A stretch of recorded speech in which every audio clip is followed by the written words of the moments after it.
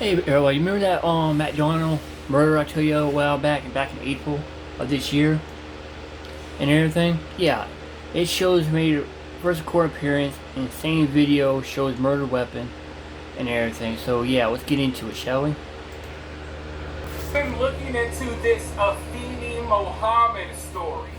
A story involving a McDonald's worker that, for whatever reason, was sent home early.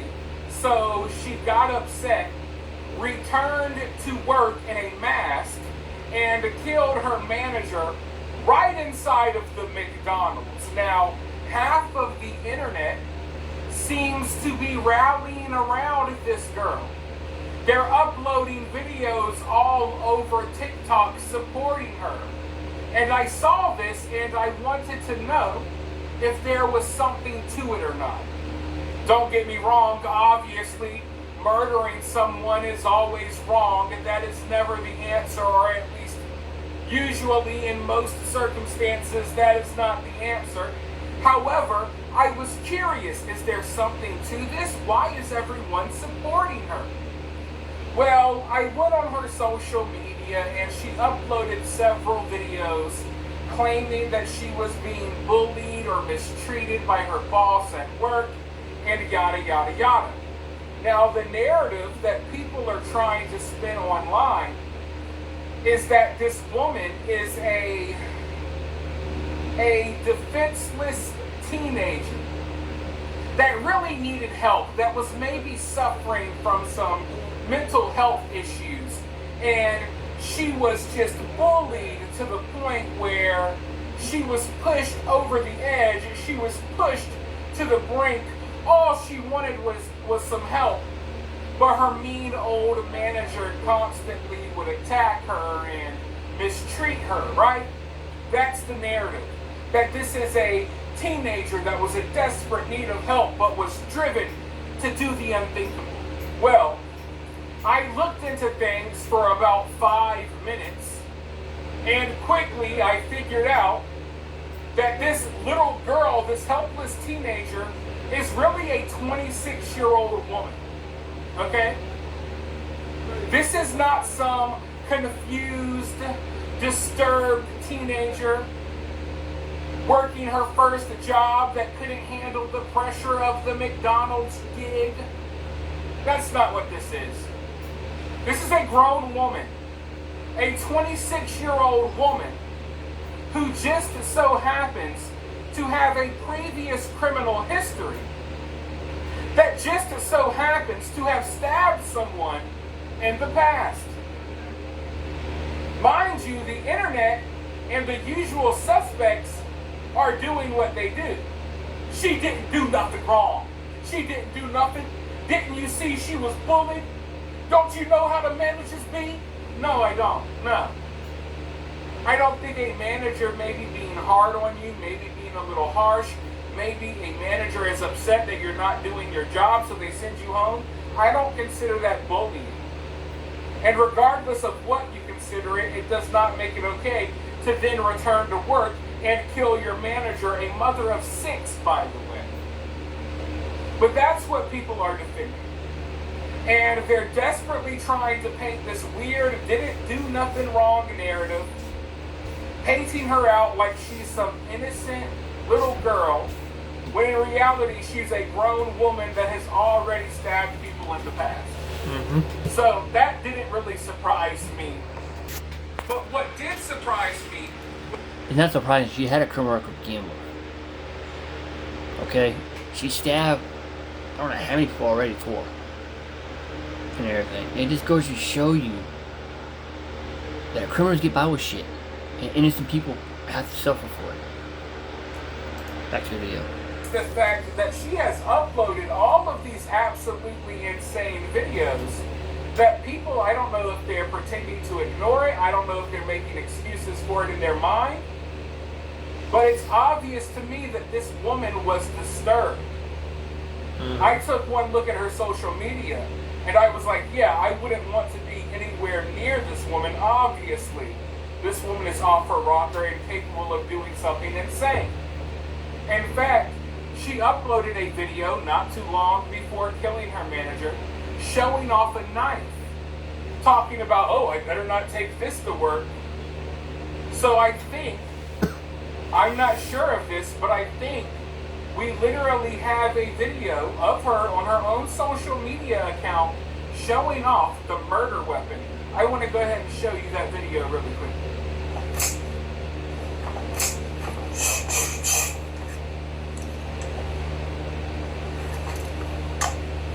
Nah, this stays at home though. I'm not gonna bring this to work because that wouldn't look right, I guess.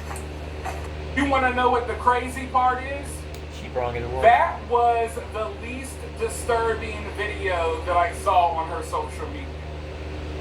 That's probably the least disturbing video of all.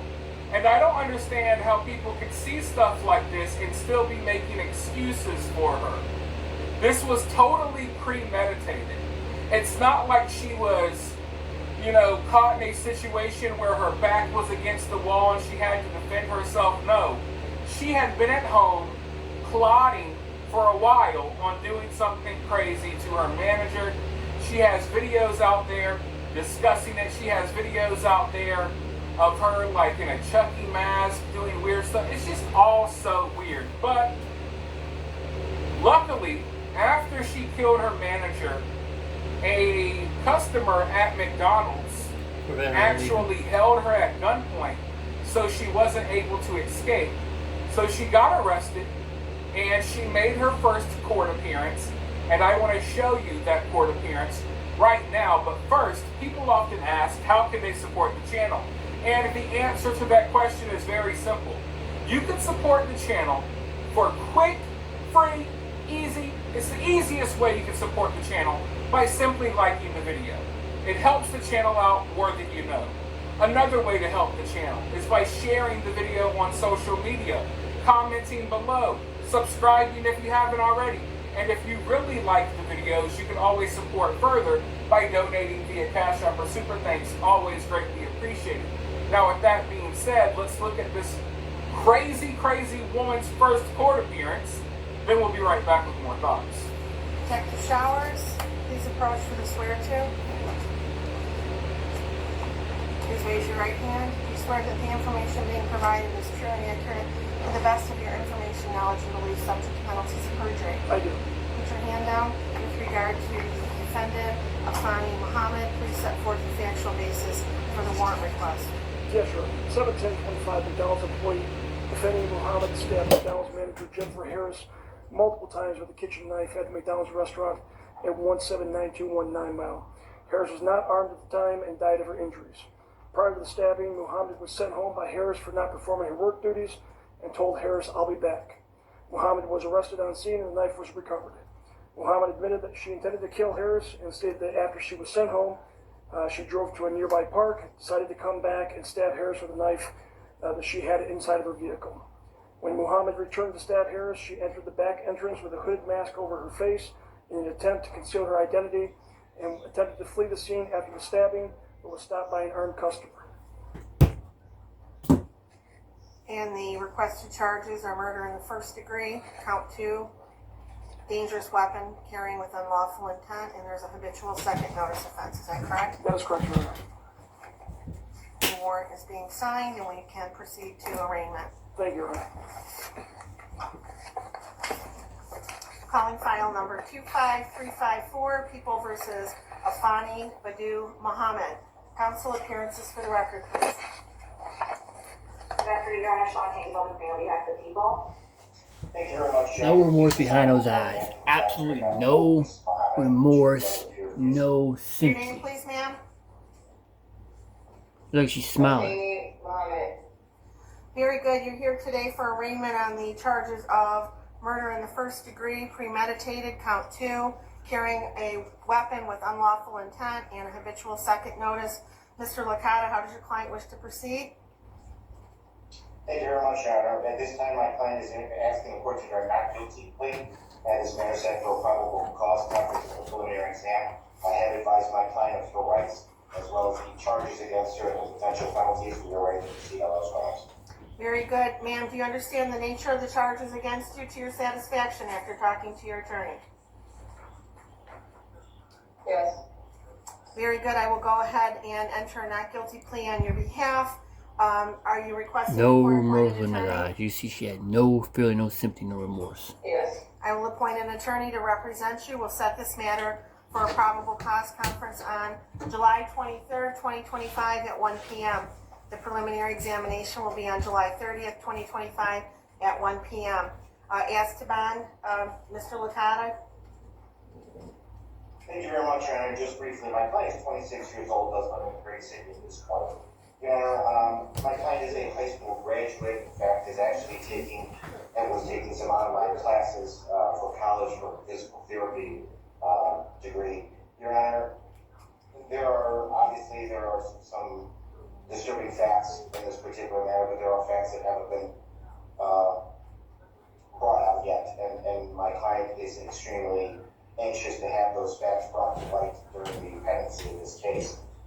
She was in an extremely abusive relationship that was not only mental but physical. That involved alcohol issues, which is where the habitual second stems from, and her prior record. Your Honor, my client is a helpful person. She's a giving person.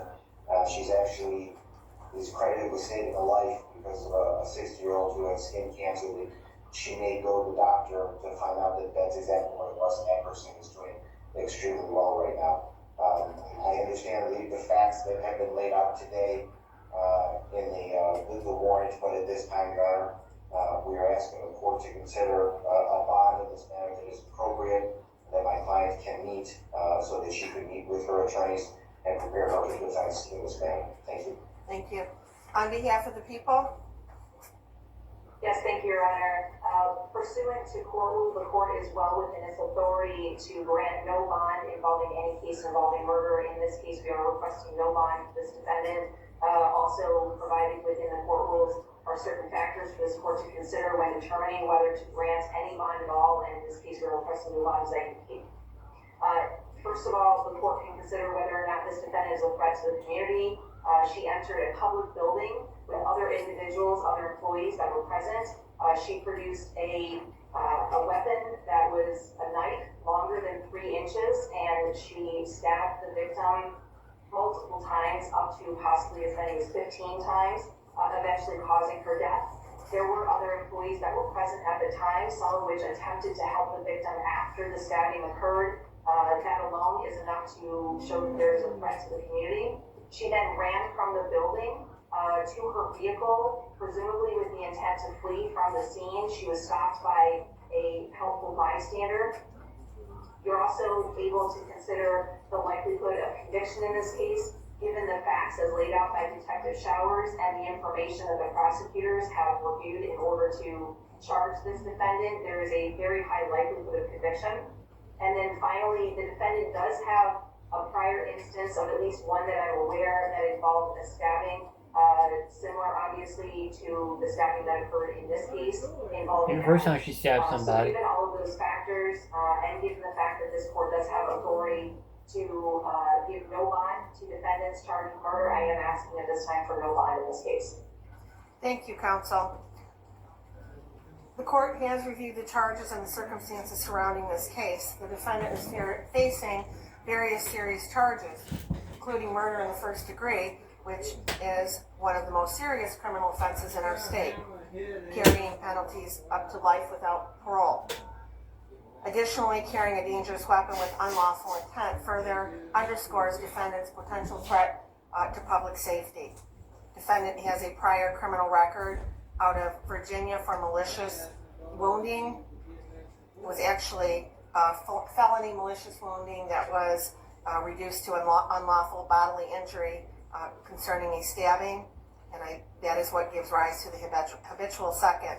And in determining bond, the court must look to the factors outlined in Michigan Court Rule 6.106. Number 1, the seriousness of the offense and the danger posed to the community. The charges here involved a violent crime with a weapon, indicating a substantial risk to the public. The court finds there is a significant threat to public safety, and therefore the bond must reflect that risk. Number 2, the weight of the evidence against the defendant. While the evidence is not fully before us and the defendant is cloaked with the presumption of innocence, the nature of the charges along with the prior criminal history suggests that there's substantial evidence against the defendant. Defendant's criminal history: the defendant has a violent criminal past. The history supports the court's concern that the defendant may engage in further violent conduct if she is released. The defendant's ties to the community: while the defendant is relatively young at 26 years of age, there's no indication that she has any significant stabilizing ties to the community that would ensure her return for court appearances. Without these ties, the court is concerned about the likelihood of flight. Number 5, defendant's risk of fleeing or failing to appear. Due to the severity of the charges and habitual offender status, it makes the defendant a high risk for flight. The court finds that this factor weighs heavily in favor of a high bond amount. Substance abuse or mental treatment: although there are no reports at this time suggesting that the defendant suffers from mental health or substance abuse issues that would mitigate the risk posed by defendant's release, the court is, after considering all of these factors, going to be setting bond at $25 million, cash surety only, with conditions. If the defendant is able to meet those conditions, she must be on a GPS steel cuff tether. She is not to leave the state of Michigan. She is to report her address within 24 hours of, she must report any change of address within 24 hours. There would be stringent daily contact with community